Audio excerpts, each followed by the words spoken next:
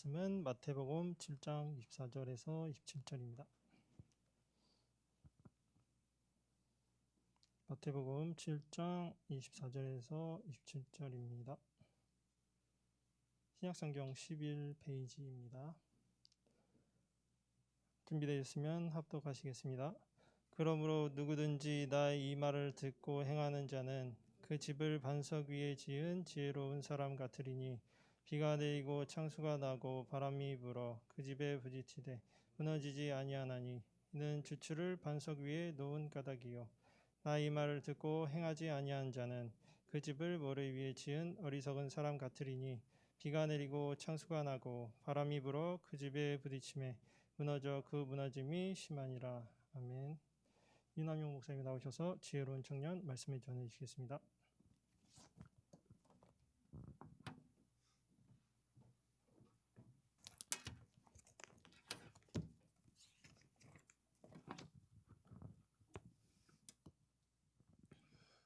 이번 주가 되면서 가을이 온 것 같아요. 날씨도 굉장히 좋고 저도 가족여행을 갔다 왔는데 1박 2일로 쉰 것보다는 좀 몸 여기저기가 좀 쑤신다 케어를 많이 했던 것 같아요. 워터파크에서 힘들었어요. 그렇게 이제 우리 이제 계절이 바뀌고 여전히 코로나는 4단계고 마음 울적하고 여러분도 한번 떠나보세요. 여행을 가능하다면 가까운 곳이라도 바람도 쐬고 오시고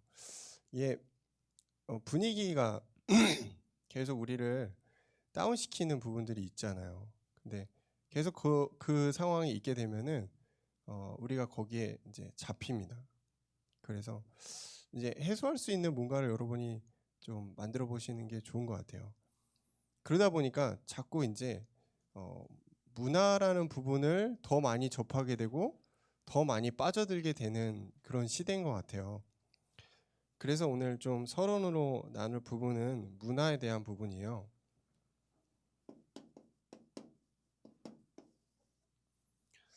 제가 문화 전문가 아닙니다. 그래서 그냥 제 나름대로 생각한 문화를 책이 중요한 어떤 메시지를 담고 있잖아요. 그래서 책이 또 이게 중요한 문화를 만듭니다. 또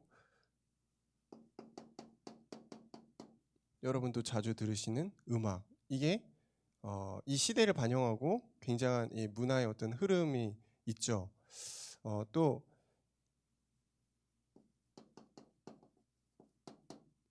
영화죠.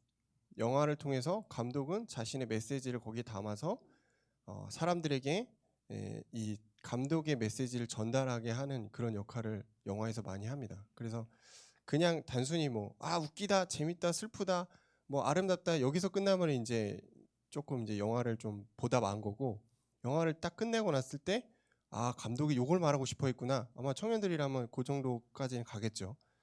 이게 이제 문화입니다. 지금 이제 영화가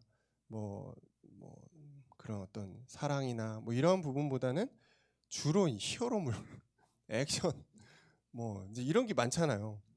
이게 뭐냐면은 거대 그 기획사에서 기획적으로 사람들의 가치관을 바꿔가고 있는 겁니다. 사람들에게 하나님 아닌 다른 세계관을 자꾸 사람들에게 심고 있는 그 역할을 사실은 영화가 많이 하고 있어요. 그래서 영화를 보실 때 우리가 좀 주의해야 될 부분들이 그런 부분입니다. 어떤 감독이 이거를 만들었는가, 어떤 의도를 가지고 어떠한 줄거리를 가져가는데 결론적으로 제일 중요한 역할을 누가 했는가, 이런 것들을 조금 우리가 봐야 됩니다. 그냥 단순히 재밌겠다, 와 신난다, 멋있다 이러고 끝나면은 영화가 헛본 겁니다.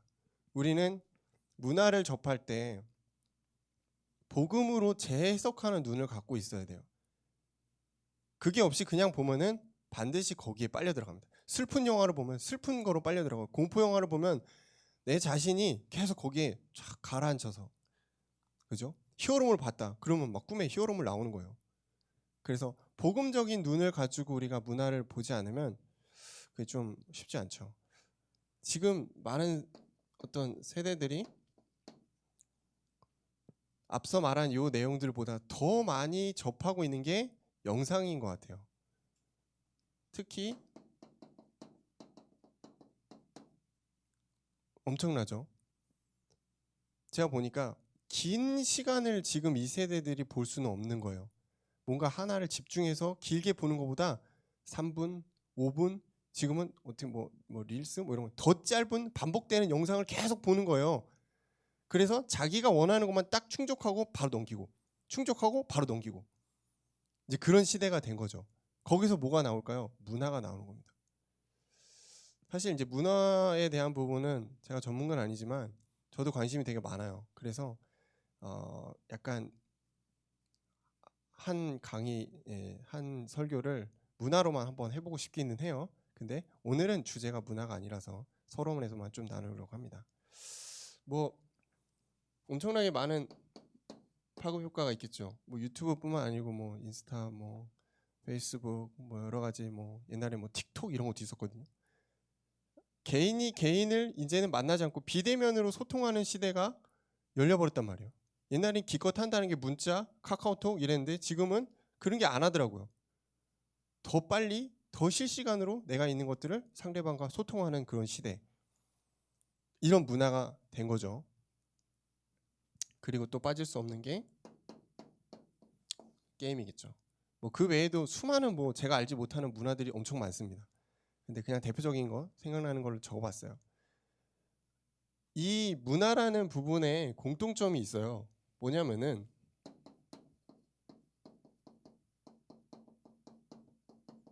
끊임없이 누군가 의도적으로 다른 세계관을 심어주고 있다는 겁니다. 우리가 일반적으로 갖고 있는 세상에 대한 기준, 하나님 만드신 성경이 말하는 그 수많은 기준들을 하나하나씩 조용히 깨트리고 있는 그 역할을 사실은 문화가 하고 있어요. 어떤 한 사람이 하는 게 아닙니다. 의도적으로 3단체가 주축이 돼서 이 일들을 진행하고 있어요. 그래서 복음의 문화가 참 중요한 것 같아요. 복음의 컨텐츠가 없잖아요. 그러니까 하나님의 자녀인 우리들도 이 지금 3단체가 만들어 놓은 시스템에서 문화 속에서 계속 빨려 들어가고 있단 말이에요. 이게 가장 치명적인 세대가 어딜까요? 렘넌트 세대입니다. 영유아부터 사실은 여러분은 좀 통제가 되죠? 대학생, 여러분 밑에 세대 후대들은 그냥 뭐 허우적대고 있어요. 정신 못 차리고 있어요. 자기 할 일을 완전히 못하고 이 문화 속에 빠져서 그냥 살아가는 후대들이 되게 많습니다. 그냥 즐기고 끝나야 되는데 다른 세계관이 들어갔단 말이에요. 무슨 세계관일까요?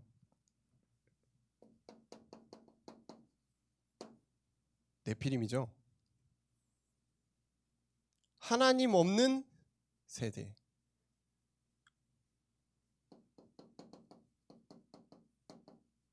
끊임없이 우상 숭배 말하잖아요.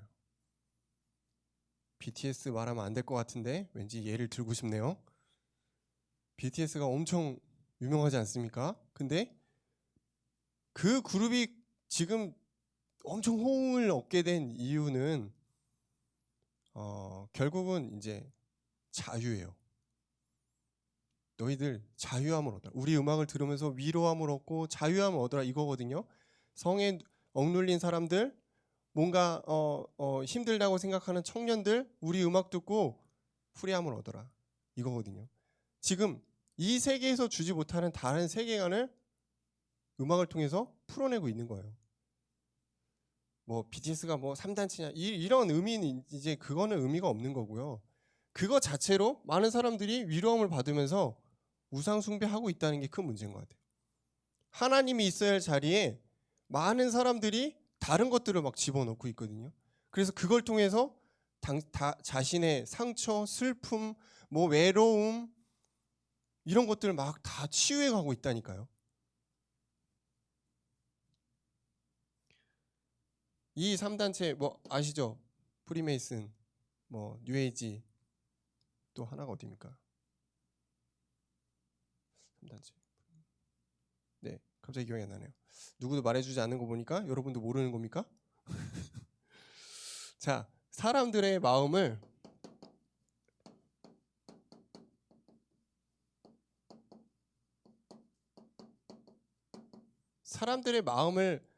빼앗는 것에 큰 목적을 갖고 있는 게 3단체거든요. 거기에 지금 우리의 세대들은 그냥 끊임없이 흘러 들어갑니다. 그리고 가장 큰 좋은 도구는 역시 스마트한 우리의 폰이죠. 그래서 스마트폰이겠죠. 이 부분들이 뭐 그럼 우리가 뭐 이 시대에 어떻게 살아야 되냐 이런 거 없이 그냥 원시 시대처럼 뭐 그냥 전화기 들고 다니고 이래야 되냐 이걸 얘기하는 게 아니겠죠. 마음을 빼앗기지 않으면 되는데 마음을 빼앗기니까 문제인 거예요.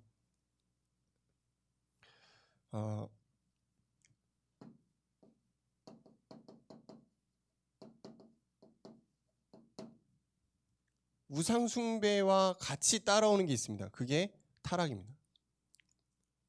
성적으로 타락하죠. 그리고 인간으로서 지켜야 될 선을 굉장히 많이 넘고 있는 시대입니다. 여러분 요즘에 뉴스 보기 무섭지 않으십니까? 너무 잔인한 시대죠. 너무 범죄가 치밀하고 그리고 뭐 자기 범죄했는데도 당당해. 막 카메라 막 걷어치우고 막 이상한 사람들 많아요. 타락했다는 겁니다. 이 시대가 네피림 시대, 바벨탑의 시대로 계속 돌아가고 있다는 것입니다. 그 중심에 뭐가 있었을까요? 제가 볼 땐 문화입니다. 자기의 상처를 문화로 채우려고 그랬는데 안 채워지니까 범죄하게 되는 거예요. 우리는 어떨까요?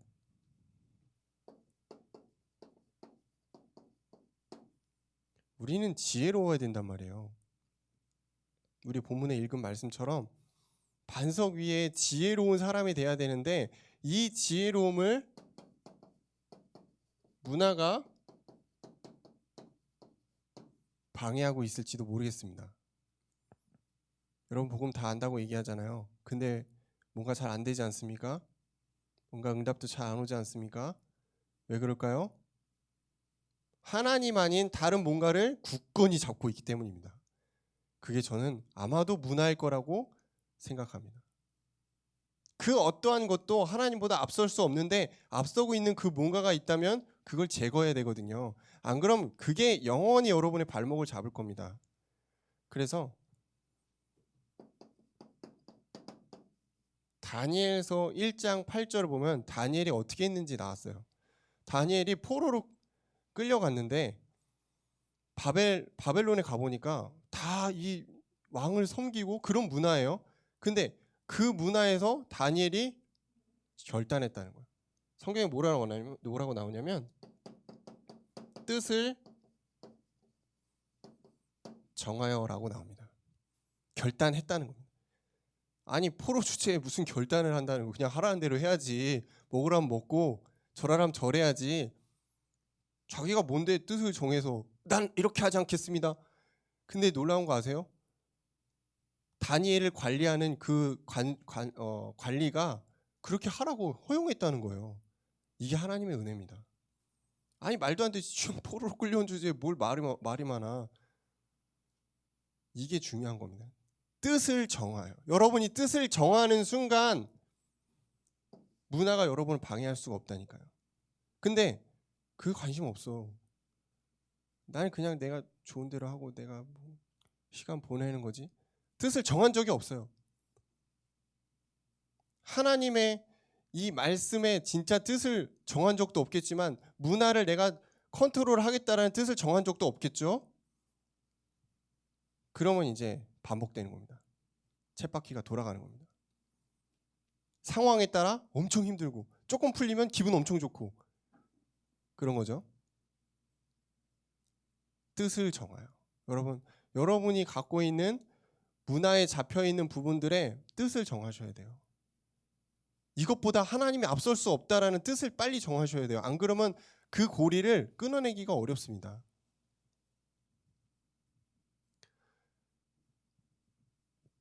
다니엘이 뭐라고 그러냐면 자신을 더럽히지 않겠다.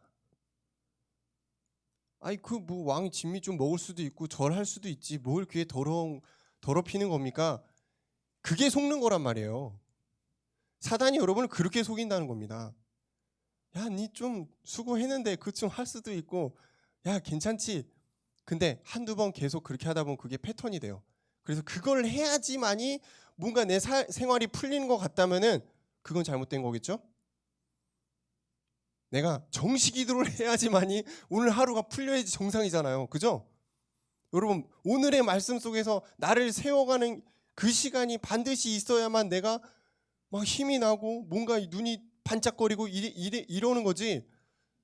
또 다른 나의 굴레를 만들어서 그걸 해야지만이 뭔가가 진행된다면 그건 잘못된 거 아니겠습니까? 그 굴레를 빨리 끊으라는 겁니다. 나를 더럽히지 않는 빨리 그 단계로 여러분이 결단하시기 바랍니다. 청년은 할 수가 있어요. 청소년한테는 제가 말 못합니다. 왜냐면 안 되거든요. 안 돼요. 걔네 문화가 거의 우상해요. 여러분은 아니죠.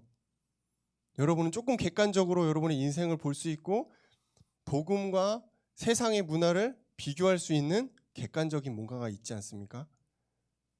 여러분 때 결단하실 수 있습니다. 그래서 여러분의 여러분 때 다니엘처럼 뜻을 정해서 여러분이 문화를 컨트롤하는 겁니다. 청년이 많은 응답이 오는 시간표라고 생각하신다면 조금 잘못될 수도 있어요. 청년은 복음으로 나를 세우는 시간표입니다. 물론 뭐 김동훈 목사님 모든 연령대에게 복음으로 나를 세워라라고 말씀하시지만 복음으로 나를 세울 수 여유 있게 나를 세울 수 있는 마지막 시간표 청년입니다. 그래서 현장에서 뭔가 잘 안 돼요. 뭔가 응답이 없어요. 그럴 수도 있습니다. 그렇죠? 여러분 요셉이 총리가 되기까지 잘 됐습니까? 아니에요. 다윗이 왕이 어떻게 되는 줄 아시잖아요. 지금 여러분의 청년의 시간표가 되어지는 시간표가 아닐 수도 있다는 걸 여러분 기억하세요. 그럼 뭐예요? 나를 세우는 시간표입니다. 나의 잘못된 체질들을 커트 해서 하나님이 원하시는 나로 바꿔가는 시간표가 청년의 시간표입니다.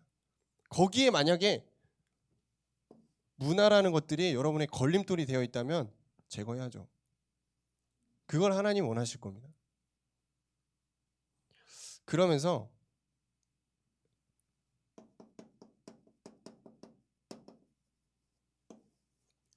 매일매일 여러분 가능하시다면 작은 작품을 한번 만들어 보셨으면 좋겠어요. 뭐 작은 글귀를 써도 되고 뭐 인스타에 여러분의 어떤 포럼을 올리시는 분은 없겠지만 그런 것도 나쁘지 않죠. 저는 뭐 그렇습니다. 예전에 이제 찬양을 많이 이렇게 해야 될 때는 찬양한 선곡들, 그 묵상한 것들 그런 것들을 다 이제 메모를 해놓고 기록해놓고 설교한 부분들 그래서 수집을 해놓은 것들이 좀 있어요. 잘한 것만 한 건 아닙니다. 근데 그런 것들이 저 나름대로는 매일매일의 하나의 작품이었어요. 그래서 가끔씩 이제 한 제가 전도사 때 거 막 이렇게 보면서 아 유치한데 어떻게 했지? 막 이런 생각도 하거든요. 근데 이게 그런 게 중요한 게 아니죠. 매일매일 내가 하나님으로 충만해지는 시간이 있고 그런 작품이 나올 때 진짜 하나님이 여러분을 그 쓰시는 시간표가 생기는 겁니다. 그게 없이 아무 준비도 안 되는데 하나님 여러분 막 쓸 수는 없단 말이에요. 그죠? 요셉이 왜 보디발의 집에 갔겠어요? 경제를 배워야 되니까 간 겁니다. 요셉이 왜 감옥에 갔습니까? 정치를 배워야 되니까 간 겁니다. 그리고 왜 기다려야 됐습니까? 왕 앞에 나아가기까지 총리가 되기까지 애굽에서 정한 나이가 있었단 말이에요. 다 하나님의 뜻과 계획과 시간표가 있는데 우리는 조급해요. 아, 왜 지금 응답 안 오지? 왜 지금 안 되지? 안 될 시간표니까 안 되는 겁니다. 그럼 어떻게 해야 됩니까? 나를 준비하는 시간표가 맞는 거죠. 오늘은 지혜로운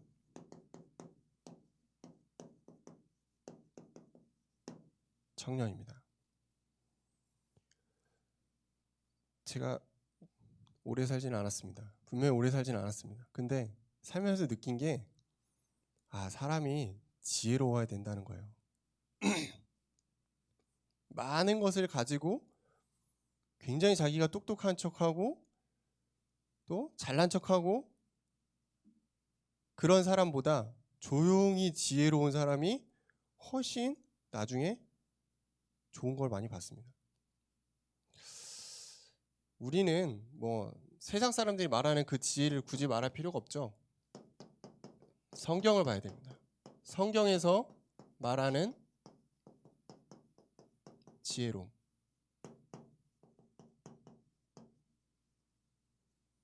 성경에서는 어떤 것을 지혜롭다고 말하는가 알아야겠죠. 첫 번째입니다. 마음과 뜻을 다하여 여호와 하나님을 사랑하라. 이거 어디 구절인지 아십니까? 제가 되게 좋아하는 구절인데 신명기 6장 5절입니다. 너는 마음을 다하고 뜻을 다하여 내 하나님 여호와를 사랑하라. 경외하라. 뭐 비슷합니다. 이게 최고의 지식이거든요. 반대로 말하면 세상의 것을 사랑하는 사람은 지식이 없는 사람이에요. 지혜가 없는 사람이에요. 두 번째, 여호와를 경외하는 것.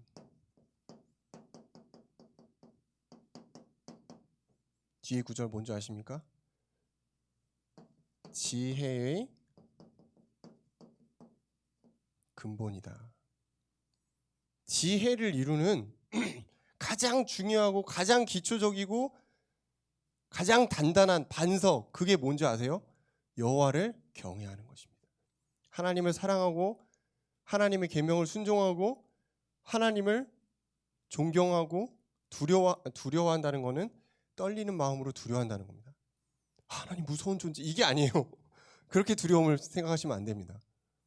경건함 속에서 하나님을 두려워하는 거거든요. 여호와를 경외하는 것. 근데 여호와를 경외하는 사람은 하나님의 말씀이 진짜 가치가 있어요. 반대로 말하면 여호와를 경외할 줄 모르는 사람은 하나님 말씀이 그냥 글자입니다. 이건 그냥 책이에요. 내 삶과 아무 상관이 없는 그냥 책이에요. 그럼 어떻게 될까요? 하나님은 역사하실 수가 없는 겁니다. 여러분, 하나님을 여호와를 경외하는 마음을 가지고 성경을 보셔야 돼요. 그냥 시간 됐으니까 뭐 좋은 내용이 있네요. 오늘 이 글귀는 저한테 조금 은혜가 되네요. 이래 갖고는 조금 어렵습니다. 이래 갖고는 청년이라고 조금 어려운 것 같아요. 이건 이제 청소년 수준이지. 오늘 목사님 저 뭐 은혜 받았어요. 이건 청소년이지. 하나님을 경외하는 마음으로 여러분이 성경을 본다. 그렇구나. 이게 하나님 말씀이구나. 잠언서 9장 10절이죠. 또 잠언서 3장 6절에 보면 범사의 그를 인정하라.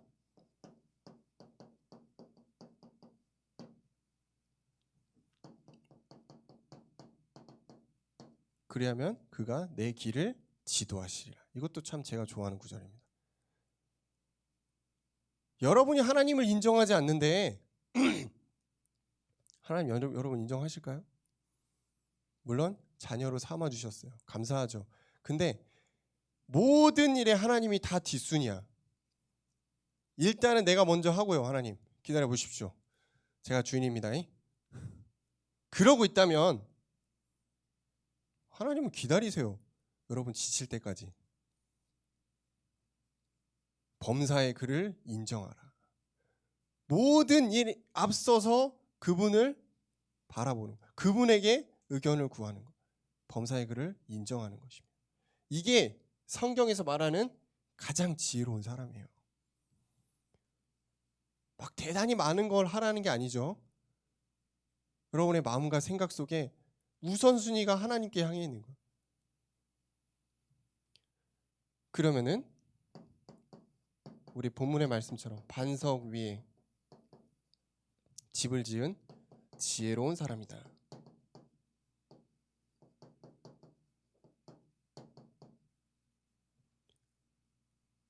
아니 흔들리는 모래 위에다가 집 지으면 뭐합니까? 또 무너질 걸. 비 오고 태풍 보면 날아가잖아요.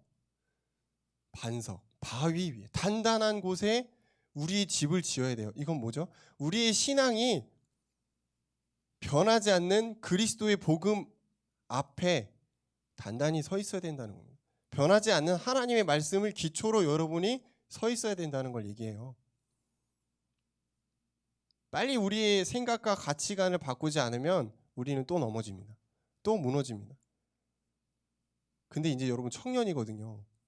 너무 많이 무너지면 일어나기 힘들 수도 있어요. 그러니까 제가 전도 가보면은 이제 그런 분들이 있더라고요. 아, 나도 청년 때 교회 다녔어요. 저 신앙생활 잘했습니다. 기도 응답도 많이 받고 뭐 나름 뭐. 근데 지금은 어떠세요? 아, 지금 교회 안 가요. 그냥 그건 어릴 때 한 거지 이러시더라고요. 그런 분들 몇 있습니다. 아, 나도 교회 다녀봤는데 별거 없더라고요. 이런 분들. 반석 위에 집을 세우지 않은 거예요. 진짜 하나님을 믿지 못했을 것 같아요. 진짜 복음이 뭔지 모르고 진짜 응답을 받지 못하니까 가짜 응답 속에 속은 거예요. 아, 이건가? 근데 아닌 거예요. 그러니까 이제 그런 소리 하는 거예요. 나도 믿어봤다. 나도 모두 하고 뭐 나도 뭐 결혼 전에는 잘 다녔는데 별거 없더라. 별거 없더라. 그게 저는 충격이었어요. 아니 하나님이 별거 없다니, 예수를 믿는 것이 별거가 없다니, 이게 무슨 말도 안 되는 소린가. 저 사람은 진짜를 보지 못한 것이다. 진짜 예수를 믿지 않은 것이다. 진짜 믿었다면 응답이 없어도 괜찮잖아요. 그죠? 왜냐하면 진짜 뒤에 응답이 기다리고 있는데 당장 지금 안 보이니까 아이 별거 없네. 모래 위에 집을 지은 겁니다. 우리 청년들 중에 혹시 복음 아닌 다른 것에 나를 세우고 있다면은 빨리 돌이키세요. 지금도 늦지 않았습니다. 빨리 돌이킬수록 진짜 응답이 옵니다. 그리스도의 반석 위에 여러분 세우시기 바랍니다.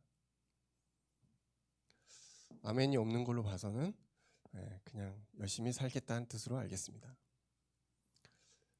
성경에서는 지혜로운 사람이 이렇게 있죠. 성경 속 지혜로운, 뭐 제가 성경의 인물을 다 논하기는 너무 시간적으로 이미 너무 많은 시간이 갔어요. 그래서 이제 빨리 나갈게요. 요셉입니다. 잘 아시죠? 창세기 39장 2절에서 5절. 요셉이 형통한 자가 됐죠. 노예인데 어떻게 형통한 자가 되지? 뒤에 기가 막힌 구절이 나옵니다. 하나님이 그와 요셉과 함께 하시니 그가 형통한 자가 돼요. 요셉 상관없어요. 노예 상관없는 거예요.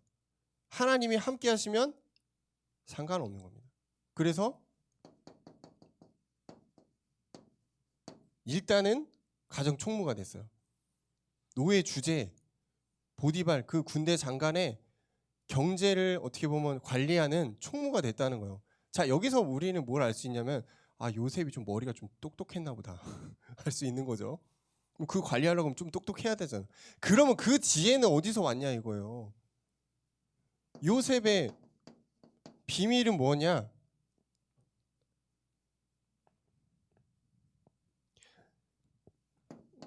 창세기 41장 39절. 하나님의 영에 감동됐다 그랬어요.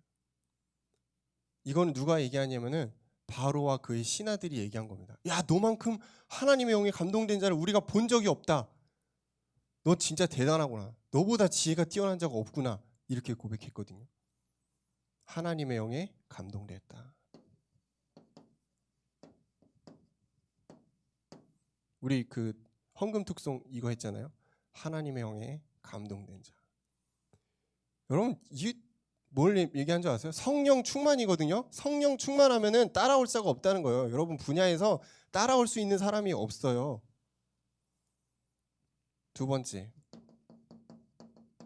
다윗입니다. 다윗이 힘들게 왕이 됐는데 사무엘상 18장 4절에요. 14절을 보면은 그의 모든 일을 행함이 지혜로웠다. 모든 일을 하는데 사람들이 볼 때 진짜 지혜롭다. 다윗이 그랬다는 거예요. 근데 뒤에 뭐라고 나냐면 하나님이 그와 함께했다. 다윗이 어떻게 지혜롭게 됐을까요? 사무엘상 16장 13절 여호와의 영에 크게 감동한지라. 사무엘이 다윗에게 안수했거든요. 그때 여호와의 영이 다윗에게 임했다고 나오죠. 그 힘을 가지고 지혜롭게 한 거예요. 세 번째는 다윗의 아들 솔로몬이죠. 솔로몬은 지혜의 왕이기도 하지만 왕상 4장 30절 모든 사람보다 지혜가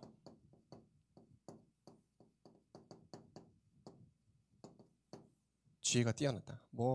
각 나라에 똑똑하다는 사람들 다 불러왔는데 솔로몬을 이길 수가 없어요. 그만큼 지혜로웠다. 근데 이 솔로몬에게도 역시 비밀이 있죠. 역대하 1장 6절 솔로몬이 하나님께 지혜를 구했거든요.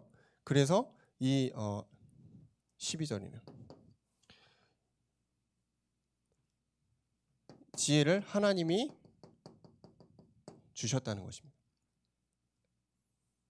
여러분 지혜의 근본은 하나님입니다. 근데 하나님은 솔로몬이 지혜를 구했는데 지혜뿐만 아니고 지식과 부와 명예와 모든 재물을 다 줬다고 그랬어요. 그래서 이스라엘 왕에서 솔로몬만큼 부자가 없었다는 거예요. 그거를 어마어마했죠. 여러분 하나님께 하나님을 아는 지혜를 구해보세요. 그러면 모든 걸 다 가집니다. 그게 안 되면은 계속 우리는 1차적인 어떤 욕구만 하나님께 기도하겠죠. 이거 해주세요. 저거 해주세요. 저 이거 없어요. 그러다 끝나는 겁니다. 하나님께 여러분 지혜를 구하세요. 하나님을 아는 지혜, 하나님으로 살아가는 지혜. 솔로몬이 그걸 구했죠. 그리고 다니엘입니다. 다니엘 유명하지 않습니까? 이 다니엘이 1장 20절 왕의 진미를 거부하고 몇 주가 지났는데 오히려 다른 이 포로들보다 훨씬 더 똑똑하고 훨씬 더 얼굴빛이 좋았다 이렇게 나오죠. 지혜와 총명이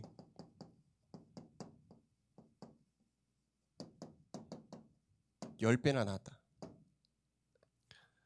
객관적으로 말이 안 됩니다. 아니 그 맛있는 거 안 먹고 그랬는데 어떻게 더 똑똑해집니까?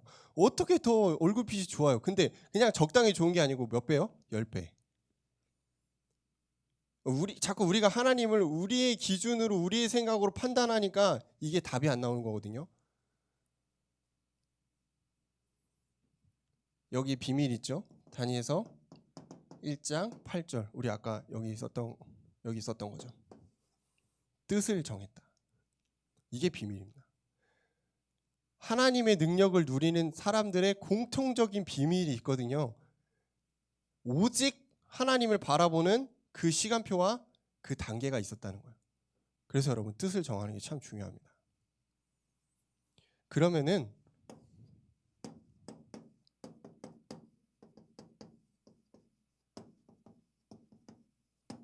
이제 우리에게 해야겠죠. 지혜로운 청년입니다. 성경 인물들은 그런 거고 우리는 그럼 뭐냐?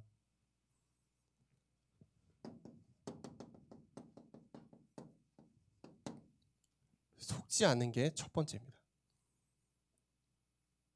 하나님의 영이 여러분에게 임했는데 계속 여러분을 속이는 존재가 있단 말이에요. 속지 않는 것이 첫 번째입니다. 잠언서 3장 7절을 보면은 스스로 지혜롭게 여기지 말지어다 이런 구절이 있습니다. 우리 청년들 대부분 신앙생활 오래 했죠. 아마 살면서 응답도 많이 받았을 겁니다. 그리고 지금의 생활에 어떻게 보면 만족하는 청년들도 있으리라 믿습니다. 근데 스스로 지혜롭게 여기지 말지어다. 아직 여러분 만족할 만한 단계가 아니거든요.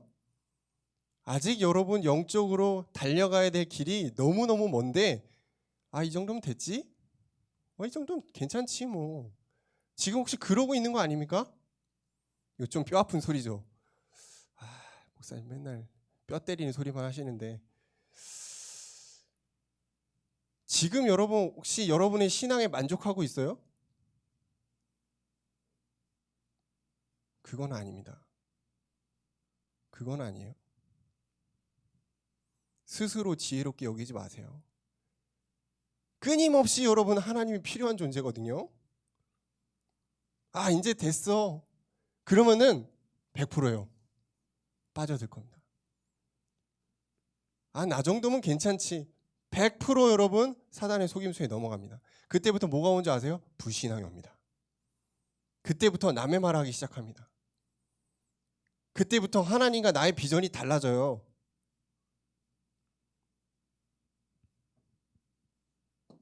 우리는 주야로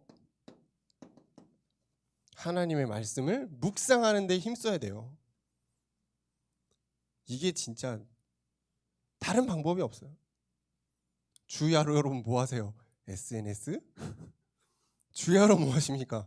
음악 듣고 있죠. 그러니까 다른 생각 다 계속 정신 다 그쪽에 빼는 거예요. 그러니까 하나님께 집중할 수가 없는 거거든요. 시편 1장 1절에서 3절 복이 있는 사람은 이 구절 아닙니까? 악인의 길을 따르지 아니하고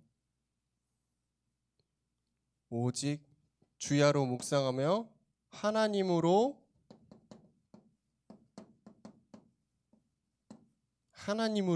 즐거워하는 것. 우리 청년들이 누려야 될 가장 큰 힘이 뭔지 아세요? 하나님으로 즐거운 겁니다. 하나님으로 내가 행복한 거예요. 뭘로 행복하세요? 뭐가 여러분을 그렇게 기분 좋게 합니까? 하나님 아닌 다른 걸 수도 있겠죠. 그러면 빨리 뜻을 정하세요. 나는 하나님으로 행복한 사람이구나. 그러면은 형통함이 따라오게 돼 있어요. 제가 여기 썼잖아요. 성경의 지혜로운 인물들 더 많겠지만 이 인물들이 했던 겁니다. 하나님으로 증거했어요. 다윗은 쫓기면서도 여호와는 나의 목자시니 이랬거든요. 내게 부족함이 없습니다. 환경이 그런 환경이 아닌데 다니엘은 지금 죽음을 앞두고 있는데 예루살렘을 향해서 하나님께 기도하는 걸 멈추지 않았단 말이에요. 그게 막 의리를 지키는 겁니까? 아니죠. 하나님으로 즐거운 거예요.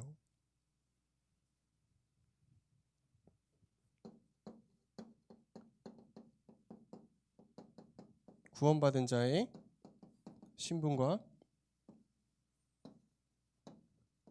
권세입니다. 이걸 누리는 청년들이 저는 참 지혜로운 청년인 것 같아요. 해야겠다. 이거는 아니죠. 우리가 속지 않으면서 하나님으로 주의하라고 행복하면은 이게 누려집니다. 신분과 권세. 나는 하나님의 자녀예요. 그죠? 하나님이 나를 인도하고 있어요. 성령 인도입니다. 내가 기도할 때 하나님은 들으시고 응답하신다. 기도 응답입니다. 내가 기도할 때 내가 있는 현장 모든 흑암의 세력들이 꺾이게 된다. 사단이 결박하는 거. 그리고 천사가 나를 돕는 거죠. 그때 누려지는 게 뭡니까? 이 땅의 배경이 아닌 하늘 보좌의 배경입니다. 그럼 우리가 그거 가지고 세계복음화 하는 거예요. 신분과 권세. 나 누려야겠다. 나 하나님 자녀인데 이게 뭐냐?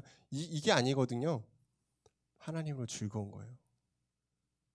하나님으로 행복한 거예요. 그러면은 이게 따라오게 돼 있습니다. 막 내가 현장에서 나를 나타낼 필요도 사실은 없어요. 왜냐? 이미 여러분 안에 최고의 그리스도의 빛이 있기 때문에 어딜 가든 눈에 띕니다. 어디 가도 괜찮습니다. 불신자들 여러분을 못 알아볼 일이 없어요. 근데 왜 안 되냐? 속고 있으니까. 왜 안 되냐? 문화에 빠져 있으니까. 왜 안 되냐? 하나님과 나와 관계가 없으니까. 조금만 방향만 바꾸면 됩니다. 그러면은 하나님이 기뻐하시는 지혜로운 청년의 응답을 받을 줄로 믿습니다. 기도하겠습니다. 감사합니다, 주님. 우리가 흔들리지 않는 반석과 같은 믿음의 지혜로운 청년이 될 수 있도록 한 주간 우리 역사해 주옵소서. 예수님 이름으로 기도합니다. 아멘.